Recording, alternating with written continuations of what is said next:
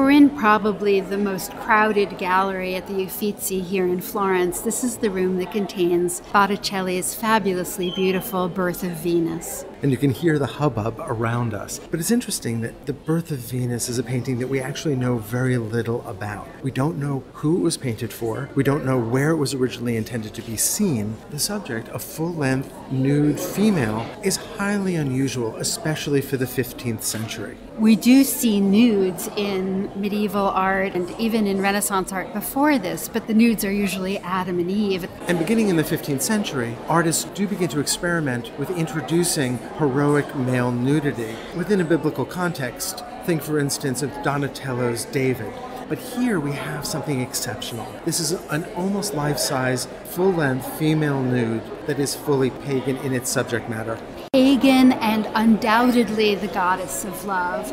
Although the artists of the Renaissance are looking back to ancient Greek and Roman sculpture, many of which were nudes, they've in the past transformed them into a Christian biblical subject. Here, Venus remains Venus. In fact, nudity in Christian art was often an expression of something traumatic. We see Christ almost nude on the cross, or we see the sinful being led into hell. What makes this painting so exceptional is that it is perhaps one of the first almost life-size representations of a female nude that is fully mythological in its subject matter. She covers her body very much the way Eve covered hers when she was expelled from the Garden of Eden, but here we have a gesture of modesty, not one of shame.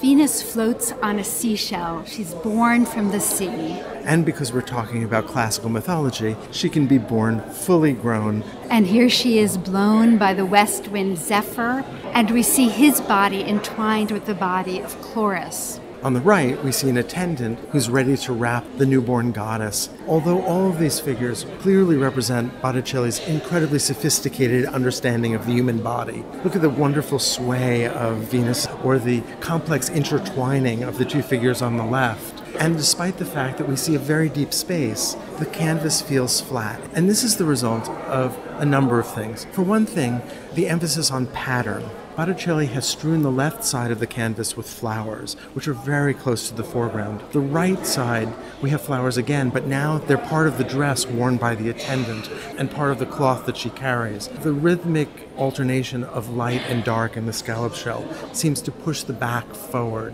And even the little V's that refer to the waves of the sea create a sense of two-dimensionality. So that the entire canvas, although depicting a deep space, is also so heavily patterned that it reminds us of its own two-dimensionality. And the figures all occupy the same plane. That is, one figure isn't behind another or deeper into space than another. And so it does read very flatly. But I would also argue that although Botticelli does have an understanding of human anatomy, and we can see that clearly in the body of Venus or in the figure of the west wind, or the way that we see the drapery wrapping around the figure of the nymph on the right, the figures are weightless. They don't stand firmly on the ground the way that we often expect Renaissance figures to stand. And the figure of Venus forms this serpentine shape that actually I think would be an impossible way to stand. Certainly when you're surfing to shore on a seashell. Look, for example, the way that the artist has highlighted her golden hair with actual lines of gold. Gold that also appears in the foliage to the upper right and can be seen in the trunks of the trees that form the grove at the right.